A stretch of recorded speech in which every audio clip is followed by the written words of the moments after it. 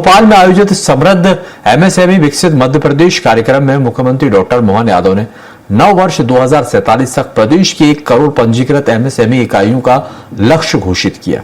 उन्होंने कहा कि इससे 2 करोड़ से अधिक रोजगार के अवसर सृजित होंगे।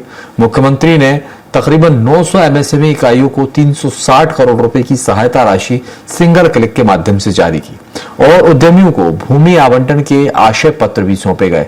उन्होंने बताया कि प्रदेश में 24 लाख से अधिक एमएसएमई इकाइयां संचालित हैं, जो कि तकरीबन 1.25 करोड़ से ज्यादा लोगों को रोजगार दे रही हैं और एमएसएमई क्षेत्र को विकास का प्रमुख आधार भी बताया।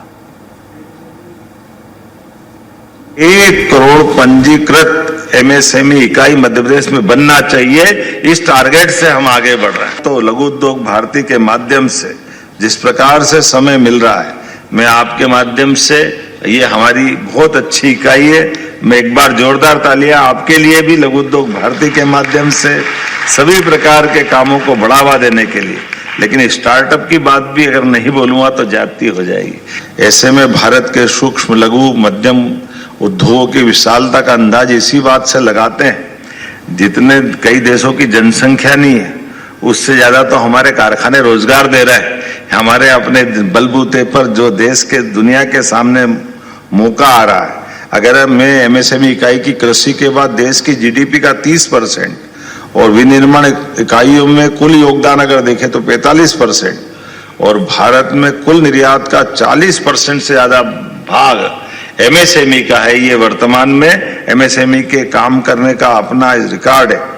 और खास करके आज जब मैं अपने ग्रामीण क्षेत्रों के और कई प्रकार के अंचलों के अंदर महिला उद्यमियों को भी देखता हूं तो ऐसा लगता है कि बहनें भी आगे बढ़कर नए कीर्तिमान बना रही है। मैं आप सबको बधाई देता हूं महिला उद्यमियों के माध्यम से। मैं उज्जैन से आता हूं, जब प्रत्येक 12 साल बाद सिंहस्थ में अमृत स्नान का मौका मिलता है।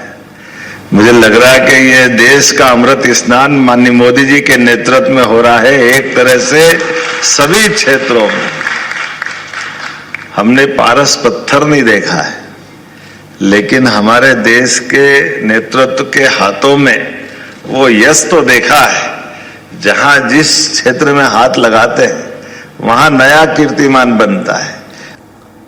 इसलिए आपके इस सेक्टर में तो जितना काम किया जाए उतना कम है। इसलिए मैं आपको बधाई देना चाह रहा हूं। आप सबके माध्यम से 40% खाद्य प्रसंस्करण को 60% तक प्रोत्साहन दे रहे हैं और अनुसूचित जाति जनजाति महिला उद्यमियों को 8% अलग से। आप बताओ, ये जो आंकड़ा है ये अपने आप में बता रहा है कि फूड प्रोसेसिंग की भी क्या महत्ता है। क्योंकि जब हमारा कृषि आधारित राज्य है और कृषि कल्याण वर्ष मना रहे हैं तो स्वाभाविक रूप से इस तरफ भी देखने की जरूरत है।